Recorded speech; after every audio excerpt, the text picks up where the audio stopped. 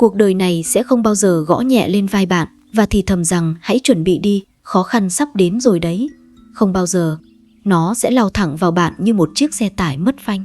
Có những lúc nó là một cơn bão âm ỉ, tích tụ từ những áp lực vụn vặt hàng ngày, từ hóa đơn tiền điện, tiền nhà, từ ánh mắt khó chịu của đồng nghiệp, cho đến khi bạn cảm thấy ngột ngạt không thể thở nổi. Nhưng cũng có lúc nó là một con sóng thần ập đến không báo trước, một cuộc gọi báo tin giữa lúc nửa đêm, một tờ giấy sa thải đặt trên bàn làm việc, hay một lời chia tay lạnh lùng từ người mà bạn tin tưởng nhất. Trong khoảnh khắc đó, mặt đất dưới chân bạn như sụp đổ. Mọi thứ quen thuộc bỗng trở nên xa lạ và đáng sợ. Tiếng ồn trong đầu bạn trở nên chói tai và áp lực đè nặng lên lồng ngực như muốn nghiền nát bạn. Bạn đứng giữa tâm bão, hoang mang, không biết đâu là đường tiến, đâu là lối lui.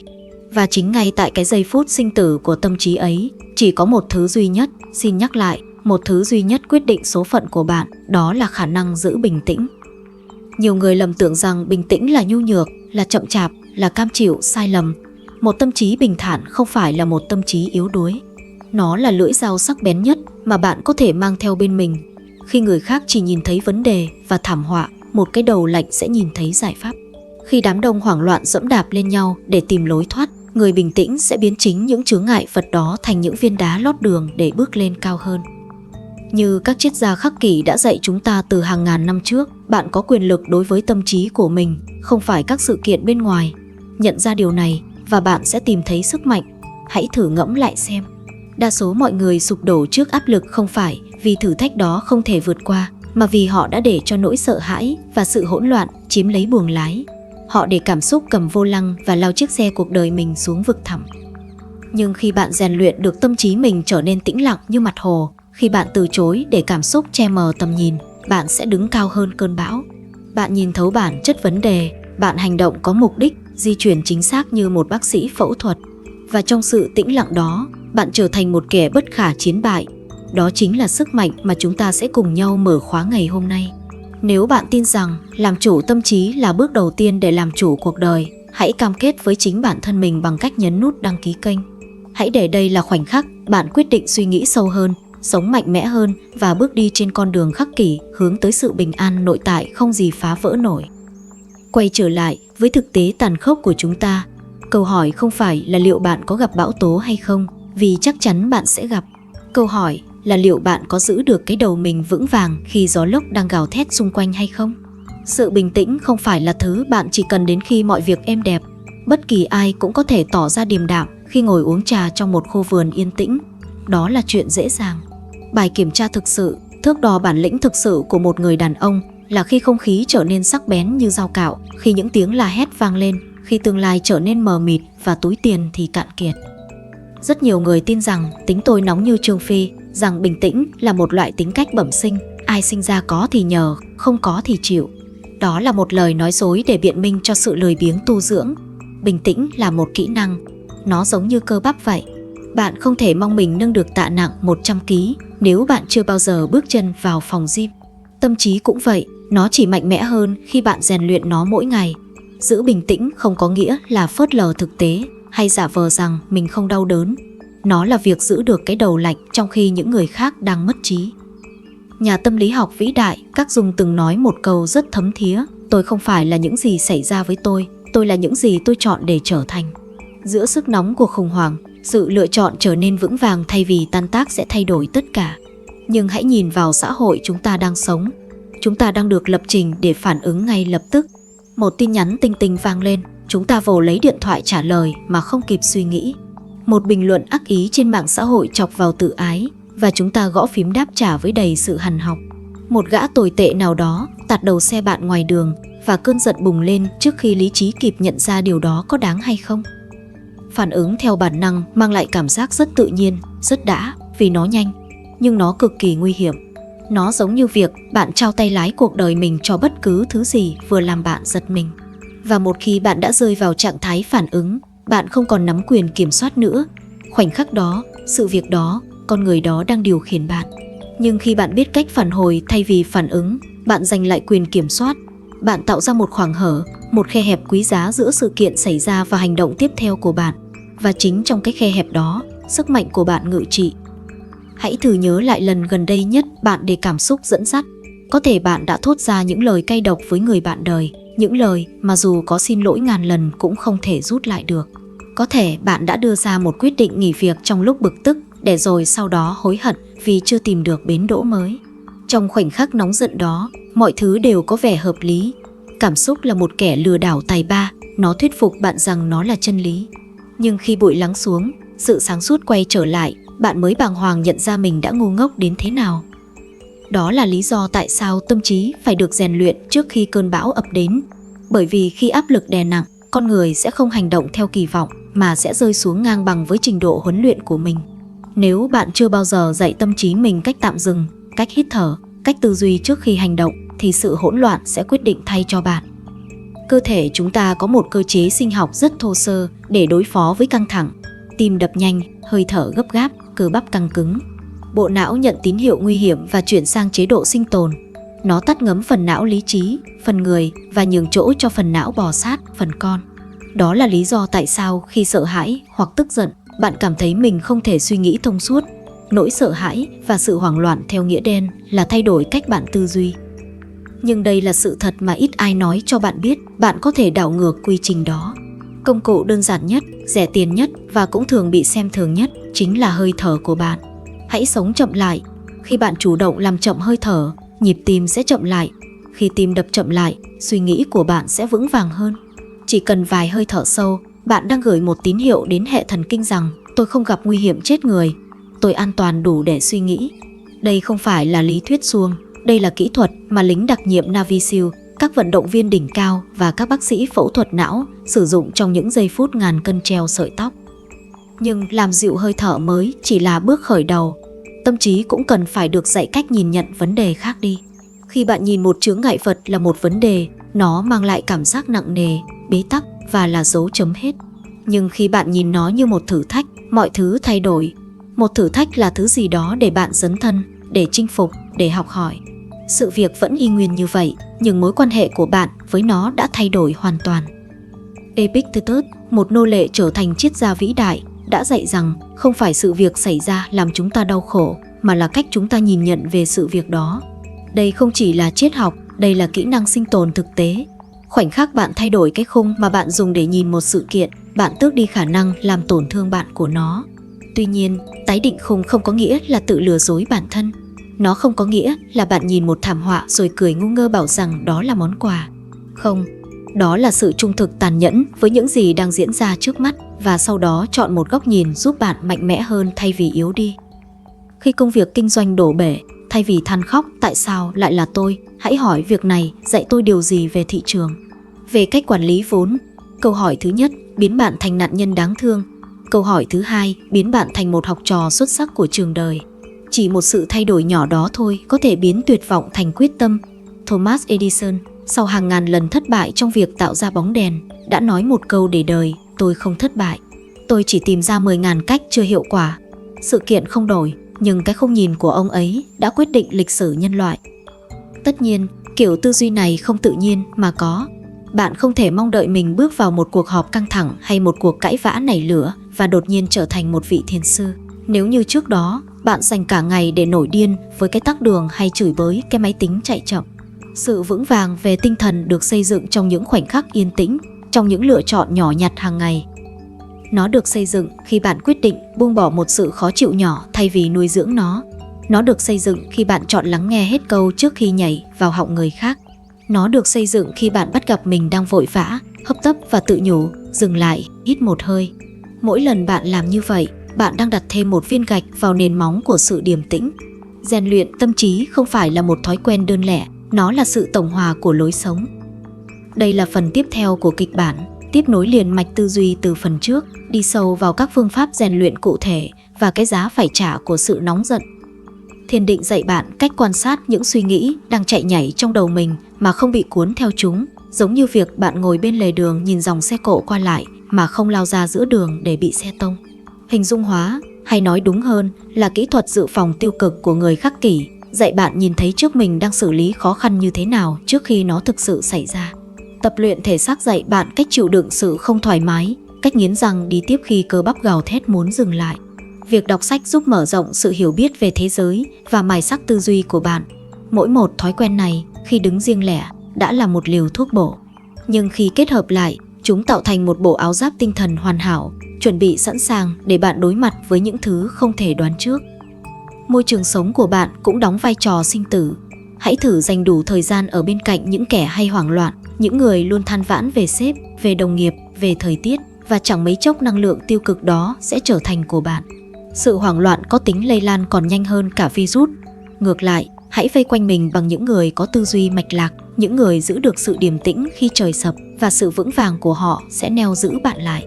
Các Dung từng viết, cuộc gặp gỡ của hai nhân cách giống như sự tiếp xúc của hai chất hóa học. Nếu có bất kỳ phản ứng nào, cả hai đều sẽ biến đổi. Hãy chọn những người biến đổi bạn trở nên tốt hơn, những người nhắc nhở bạn về khả năng đứng vững giữa tâm bão của chính mình. Bởi vì cơn bão chắc chắn sẽ đến. Có thể không phải hôm nay, có thể không phải ngày mai, nhưng nó sẽ đến. Và khi nó đến, bạn sẽ có hai lựa chọn, hoặc bị cuốn phăng đi theo chiều gió, hoặc đứng bất động ở ngay tâm của nó. Sự lựa chọn đó không được đưa ra vào lúc tai họa ập xuống, mà nó được đưa ra ngay bây giờ, trong những giờ phút yên tĩnh này, trong kỷ luật hàng ngày của việc rèn luyện tâm trí.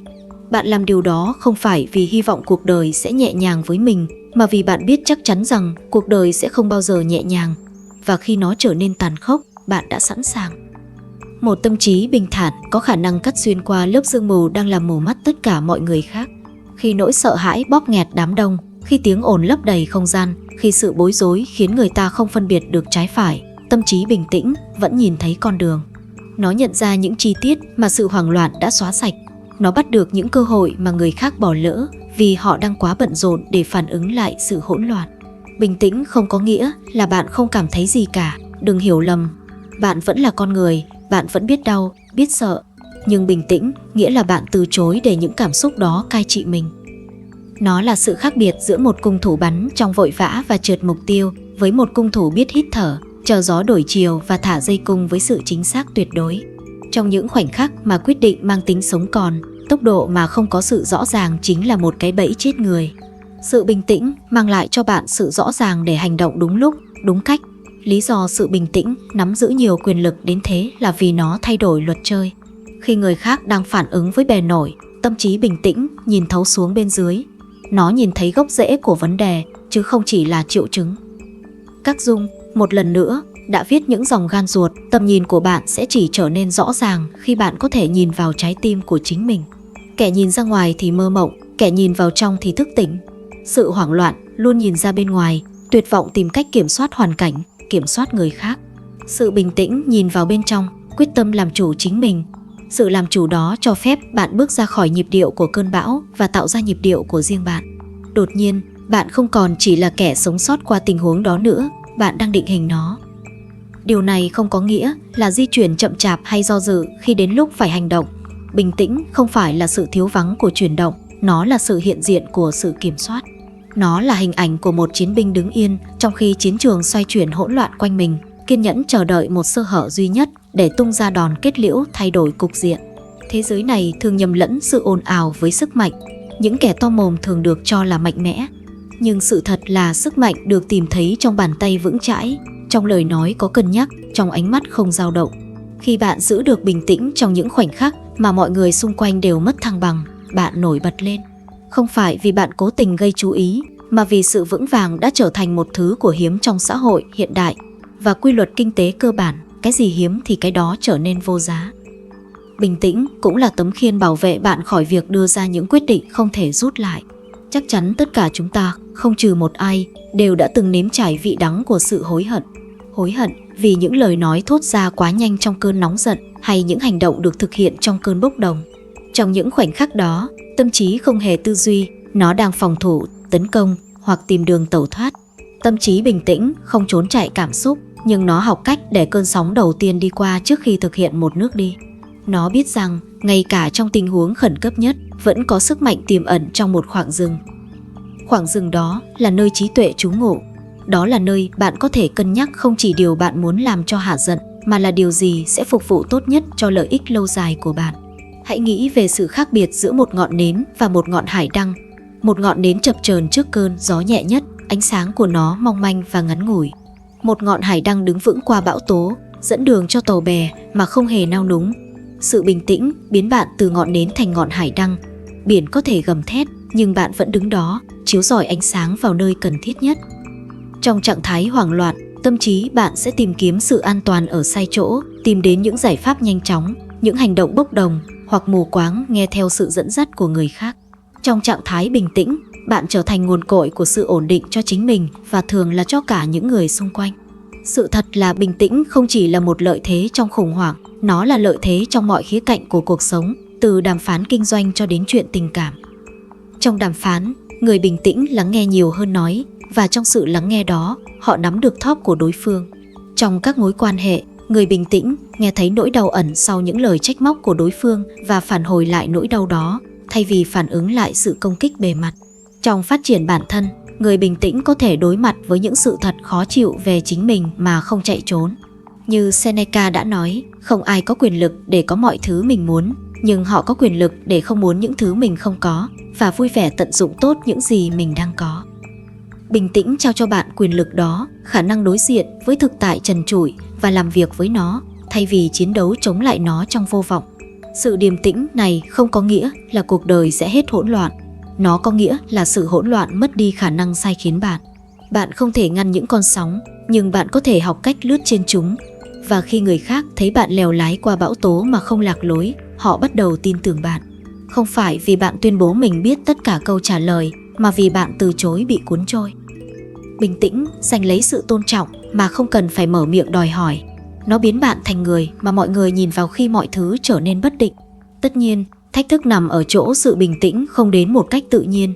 Khi áp lực gia tăng, bản năng thôi thúc chúng ta phải hành động nhanh, phải sửa chữa, phải chiến đấu hoặc bỏ chạy. Đó là lý do tại sao khả năng giữ vững sự ổn định lại quyền năng đến thế. Bởi vì nó không phải bản năng, nó là ý chí. Nó là một sự lựa chọn được đưa ra lặp đi lặp lại cho đến khi nó trở thành một phần cốt cách con người bạn. Mỗi khoảnh khắc bạn cưỡng lại sức kéo của sự hoảng loạn, bạn đang làm khỏe thêm cơ bắp kiểm soát của mình. Mỗi lần bạn hít thở vượt qua sự thôi thúc muốn phản ứng ngay lập tức, bạn chứng minh cho chính mình thấy rằng bạn không phải là nô lệ của hoàn cảnh. Khi bạn nhận ra bình tĩnh là một kỹ năng chứ không phải món quà trời ban, nó thay đổi cách bạn tiếp cận thử thách. Thay vì chờ đợi cuộc đời ném bạn vào bão tố và hy vọng mình sẽ sống sót, bạn bắt đầu tập luyện ngay trong sự yên tĩnh. Bạn học cách tạm dừng trong những khoảnh khắc đời thường, trước khi trả lời một tin nhắn khiêu khích, trước khi thốt ra lời phàn nàn, trước khi đưa ra một quyết định mà bạn không thể đảo ngược. Những thực hành nhỏ bé này cộng dồn lại, để rồi khi áp lực thực sự đến, tâm trí bạn biết chính xác phải làm gì. Cuối cùng, bình tĩnh là sức mạnh thực sự, bởi vì nó là tự do khỏi việc bị xô đẩy bởi mọi biến động của hoàn cảnh, tự do khỏi việc trở thành một kẻ mà bạn không nhận ra trong những lúc căng thẳng, tự do để chọn bước đi tiếp theo thay vì để nỗi sợ chọn hộ bạn. Và trong sự tự do đó, bạn tìm thấy một sức mạnh mà không vũ lực hay tiếng ồn nào có thể sánh kịp. Bạn trở thành mặt đất vững chãi trong một thế giới lung lay. Chúng ta ai cũng từng trải qua cảm giác đó, cơn giận dữ bất chợt thắt chặt lồng ngực, nỗi sợ hãi khiến suy nghĩ tan tác, làn sóng hoảng loạn đòi hỏi bạn phải làm gì đó, bất cứ thứ gì, ngay lập tức. Trong những khoảnh khắc đó, bạn cảm thấy như mình đang kiểm soát vì bạn đang hành động. Nhưng sau đó, khi khoảnh khắc qua đi và cái đầu nguội lại, bạn nhìn nhận sự việc đúng bản chất của nó. Đó không phải là hành động mà là phản ứng. Và phản ứng thường đi kèm với cái giá đắt hơn nhiều so với chúng ta tưởng tượng. Lời nói thốt ra thiếu suy nghĩ có thể để lại những vết nứt trong các mối quan hệ mà không bao giờ có thể hàn gắn trọn vẹn.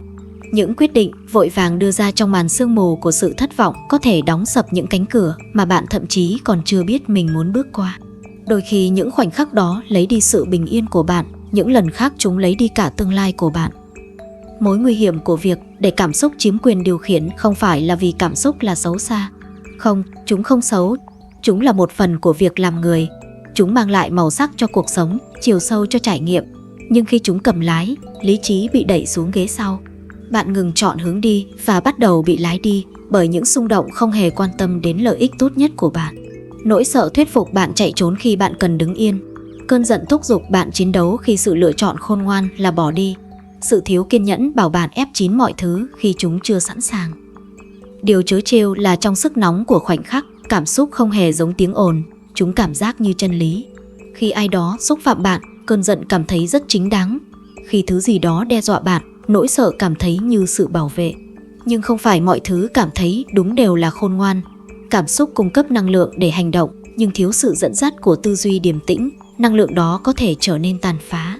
Nó giống như một dòng sông cuồn cuộn sức mạnh, nhưng không có đê điều dẫn lối, nó sẽ nhấn chìm mọi thứ trên đường đi của nó.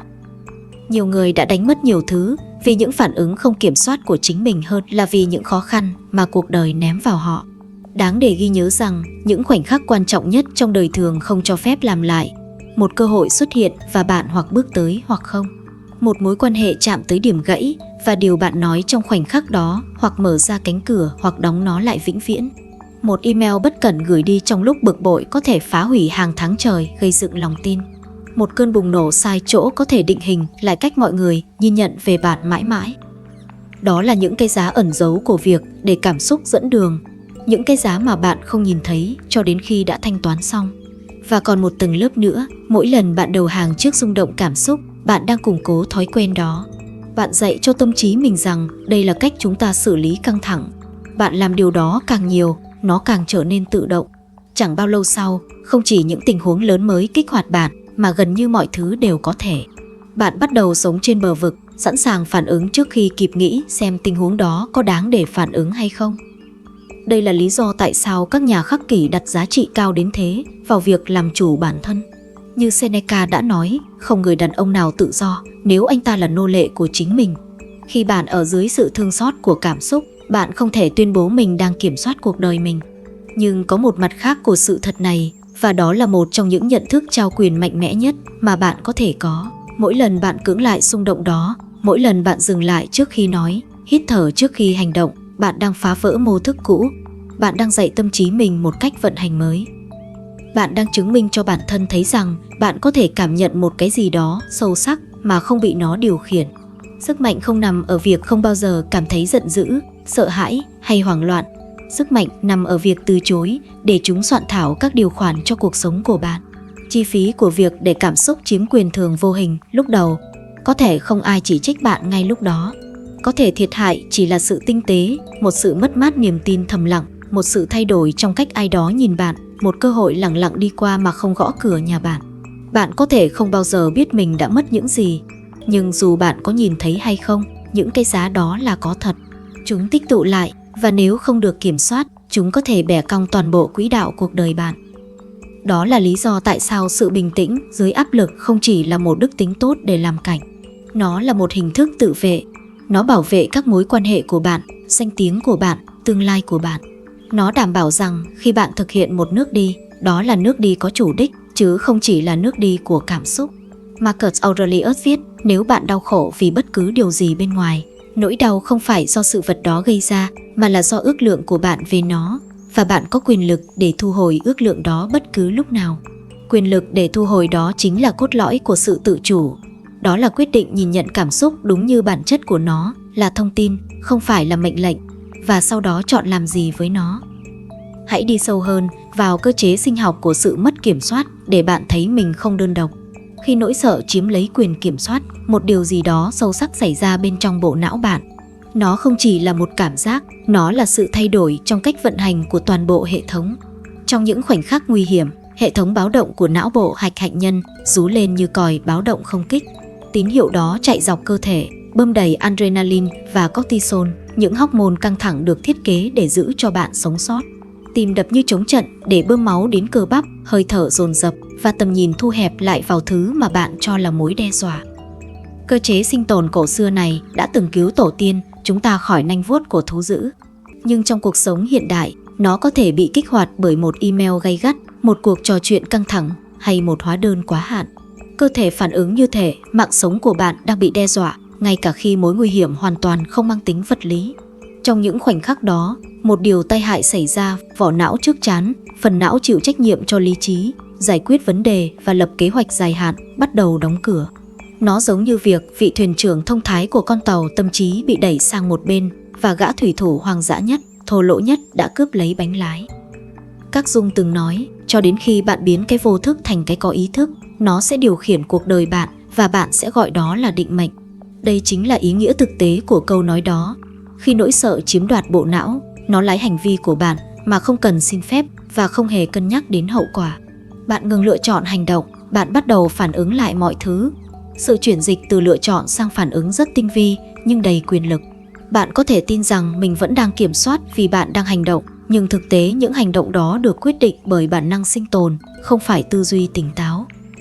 Rắc rối nằm ở chỗ, trong những thách thức hàng ngày, mối đe dọa có thể chỉ là một sự hiểu lầm, một sự chậm trễ hay một quyết định khó khăn, những thứ không thể giải quyết bằng nắm đấm hay đôi chân chạy trốn. Khi chế độ sinh tồn chiếm quyền, thời gian dường như bị bóp méo, một giây dài như một phút. Tâm trí trở nên ám ảnh với những gì ngay trước mặt và mọi thứ khác mờ đi. Tầm nhìn đường hầm này có thể hữu ích nếu bạn đang băng qua đường và cần tránh một chiếc xe đang lao tới. Nhưng trong các tình huống cảm xúc, một cuộc tranh cãi với vợ, một cuộc họp quan trọng, tầm nhìn đường hầm làm bạn mù lòa trước bức tranh lớn. Tâm trí trở nên ám ảnh với việc thắng trong khoảnh khắc đó thay vì thành công trong dài hạn.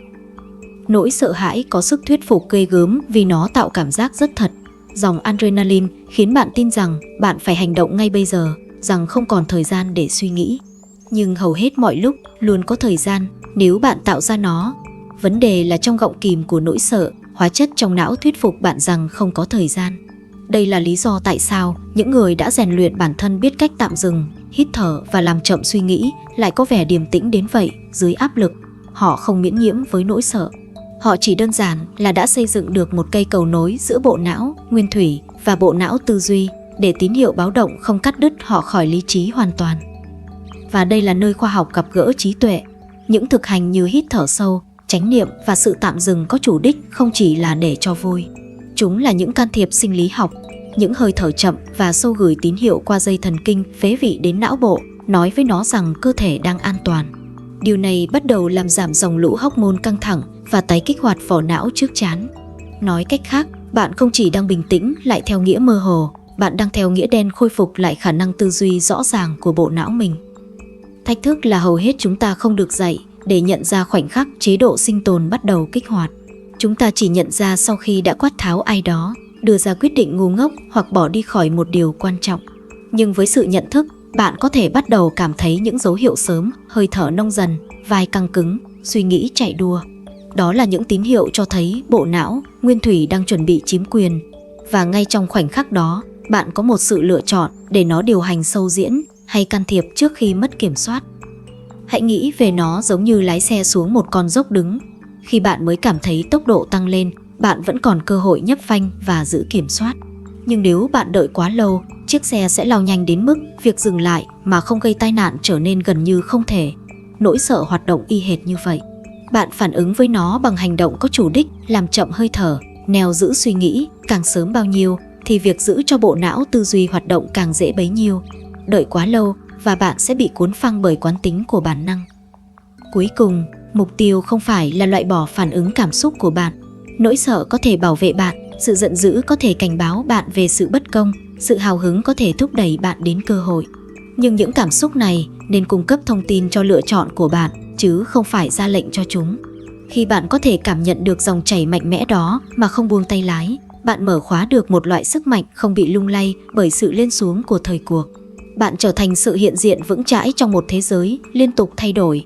Và sự vững vàng đó sinh ra từ việc thấu hiểu tâm trí của chính mình, trở thành nền tảng cho mọi thứ khác mà bạn đạt được.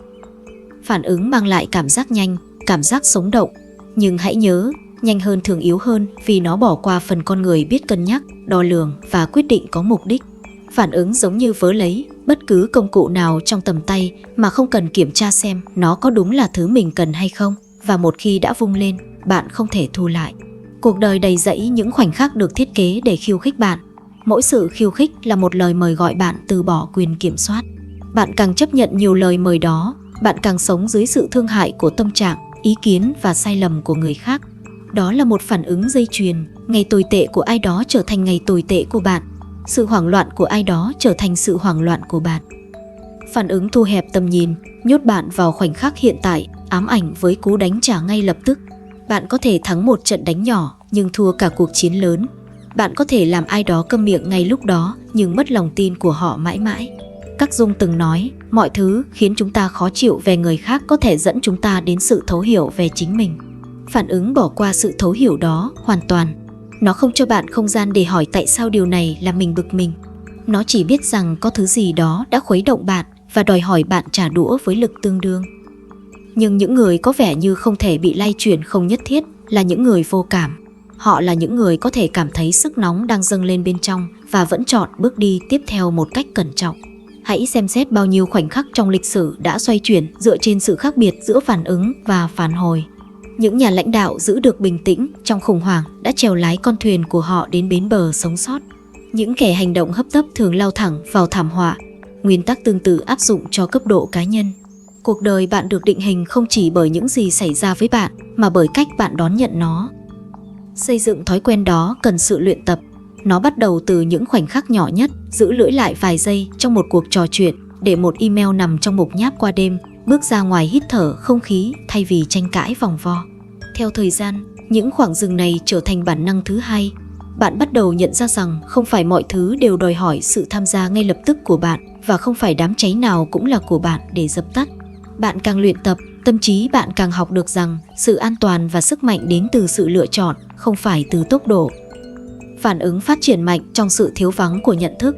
Nhưng một khi bạn bắt đầu chú ý đến các mô thức của chính mình, bạn sẽ thấy nó đang đến. Bạn cảm thấy ngực thắt lại, đầu óc quay cuồng, và bạn biết đây là cái bẫy. Bạn không cần phải bước vào đó. Bạn có thể đứng yên để con sóng đi qua và di chuyển với ý định rõ ràng. Điều này không có nghĩa là bạn không bao giờ hành động. Nó có nghĩa là bạn hành động theo điều kiện của bạn, vào thời điểm của bạn, vì lý do của bạn. Và đó là loại quyền kiểm soát mà không ai có thể tước đoạt khỏi bạn. Cuối cùng, phản ứng chẳng mang lại gì ngoài ảo ảnh của sức mạnh. Nó là ngọn lửa bùng lên nhanh chóng và tàn lụi cũng nhanh như khi nó bắt đầu. Sự phản hồi, sự lựa chọn có cân nhắc, đo lường mới là ngọn lửa cháy mãi. Hãy chọn làm ngọn hải đăng, đừng làm ngọn nến trước gió.